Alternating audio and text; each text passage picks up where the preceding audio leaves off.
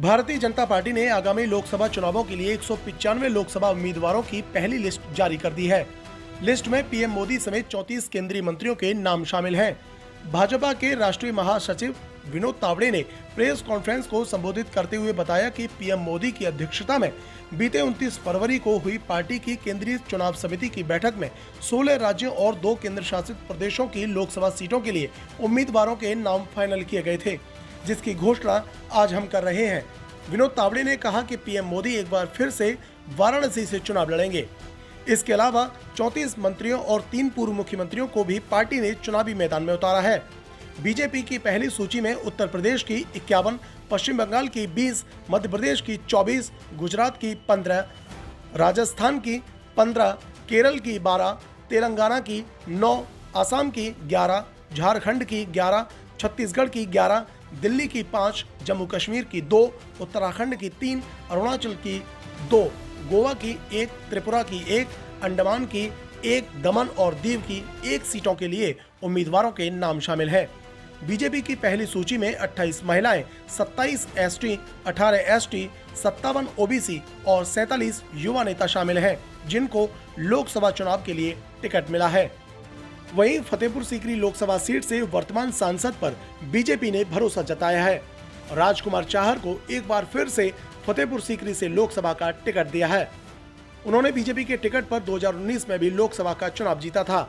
अब 2024 के लिए फतेहपुर सीकरी से वर्तमान सांसद लोकसभा प्रत्याशी बनाए गए हैं। वर्तमान में राजकुमार चाहर बीजेपी किसान मोर्चा के राष्ट्रीय अध्यक्ष पद की जिम्मेदारी भी संभाल रहे हैं। बीजेपी ने राष्ट्रीय अध्यक्ष बनाकर उनको किसानों के बीच भेजा है। फतेहपुर सीकरी सांसद किसानों के मुद्दे को लेकर काफी चर्चाओं में रहते हैं। माना जाता है कि राजकुमार चाहर की किसान नेताओं में अच्छी पकड़ है। किसान सम्मेलन में राजकुमार चाहर केंद्र सरकार की योजनाओं को प्रचार करते हैं। पिछले लोकसभा चुनाव में उन्होंने यूपी कांग्रेस प्रमुख राज बब्बर को भारी मतों से हराया था। एक्टर से राजनेता बने राज बब्बर को 1,70,889 वोट मिले। बीजेपी की प्रत्याशी राजकुमार चाहर ने राज बब्बर को 4,95,065 वोटों के भारी अंतर से हराया था। 2009 में फतेहपुर सीकरी लोकसभा सीट का गठन हुआ। फतेहपुर सीकरी संसदीय क्षेत्र में विधानसभा की 5 सीटें आती हैं। आगरा ग्रामीण, खेरागढ़, फतेहाबाद, बाह और फतेहपुर सीकरी मिलकर फतेहपुर सीकरी लोकसभा सीट का निर्माण करते हैं। बीजेपी ने वर्तमान सांसद को दोबारा मौका देने के पीछे कई फैक्टर को ध्यान में रखा है। बता दें कि बीजेपी की पहली लिस्ट में उत्तर प्रदेश से 51 लोकसभा सीटों का प्रत्याशियों के नाम की घोषणा की गई है। पिछले साल फतेहपुर सीकरी सांसद का आगरा में पुलिस इंस्पेक्टर से तीखी बहस का वीडियो भी सोशल मीडिया पर जमकर वायरल हुआ था। दोनों के बीच जमकर नोकझोंक हुई, जमकर अभद्र भाषा का भी इस्तेमाल किया गया। आपको बता दें, फतेहपुर सीकरी लोकसभा सीट पर 2019 के चुनाव में बीजेपी के राजकुमार चाहर ने सिने अभिनेता और मजे हुए राजनेता राज बब्बर के जादू के सामने कमल खिलाया था। 2024 में विपक्ष बीजेपी से यह सीट छीनने के लिए एक बार फिर पूरा जोर आजमाएगा। सपा कांग्रेस एका की कोशिशों में जुटे हैं तो बीएसपी भी अपनी खोई ताकत दोबारा हासिल करने की जुगत में है। साल 2008 के परिसीमन के बाद अस्तित्व में फतेहपुर सीकरी सीट पर 2009 के चुनाव में बसपा ने ही पहले कब्जा किया था।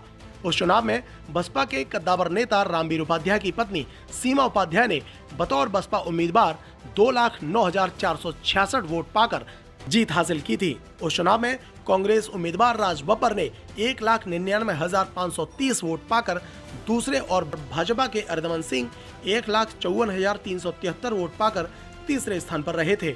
साल 2014 में यहां बीजेपी उम्मीदवार चौधरी बाबूलाल ने बसपा उम्मीदवार सीमा उपाध्याय को 1,73,106 वोटों से हराकर इस सीट पर पहली बार कमल खिलाया था।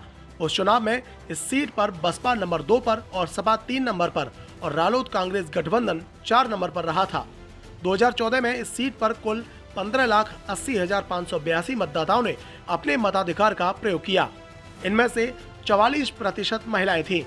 2019 में एक बार फिर यहां कमल खिला। बतौर भाजपा उम्मीदवार राजकुमार चाहर ने 6,67,147 वोट पाकर प्रदेश की दूसरी सबसे बड़ी जीत हासिल की थी, जबकि कांग्रेस के राज बब्बर ने 1,72,082 मत पाकर दूसरे स्थान पर रहे।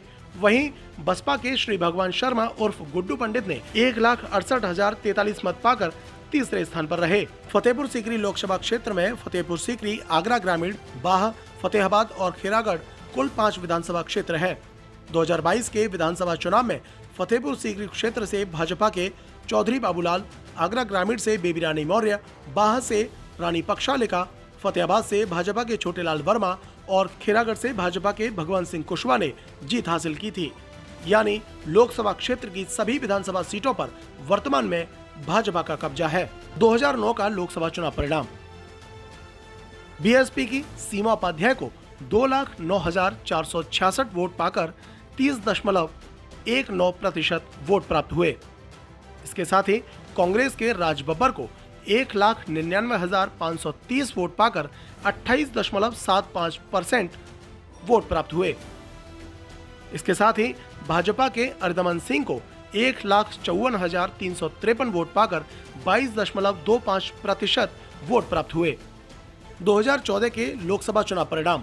भाजपा के चौधरी बाबूलाल को 4,26,528 वोट मिले, जिसमें वोट प्रतिशत अगर देखें तो 44.6% वोट परसेंट हासिल हुआ।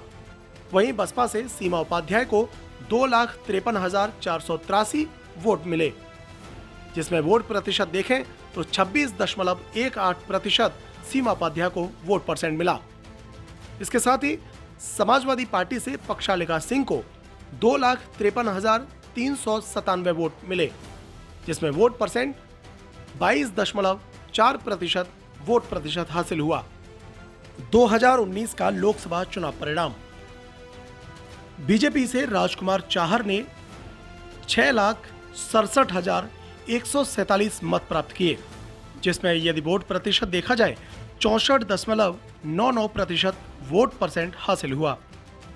इसके साथ ही कांग्रेस के राज बब्बर को 1,72,082 वोट प्राप्त हुए, जिसमें यदि वोट प्रतिशत देखें तो 16.76% वोट प्रतिशत हासिल हुआ। इसके बाद बीएसपी से श्री भगवान शर्मा उर्फ गुड्डू पंडित, जिनको 1,68,043 मत प्राप्त हुए, जिसका वोट प्रतिशत देखें तो 16.37% वोटों का प्रतिशत इनको प्राप्त हुआ। फतेहपुर सीकरी लोकसभा सीट पर यदि जाति समीकरणों पर नजर डालें तो एक अनुमान के अनुसार फतेहपुर सीकरी लोकसभा क्षेत्र में करीब 3,20,000 क्षत्रिय, 2.5 लाख ब्राह्मण, 1,90,000 जाट, 1,85,000 लोधी निषाद, 1,40,000 जाटव, 1.25 लाख कुशवाहा, 1 लाख मुस्लिम और 70,000 वैश्य मतदाता हैं। आपको बता दें, कभी मुगल बादशाह अकबर की राजधानी रहा फतेहपुर सीकरी तब भी पानी की किल्लत से जूझता था और आज भी पानी के लिए परेशान है। स्थानीय स्तर पर उद्योग धंधों की कमी की वजह से बेरोजगारी भी अहम मुद्दा है। इसके अलावा गांव में सड़कों और अस्पतालों की बदहाली भी मुख्य मुद्दा है। अब यहां के मतदाता विकास, जाति, धर्म किस आधार पर वोट करेगा, इसका पता चुनाव परिणामों में पता चलेगा।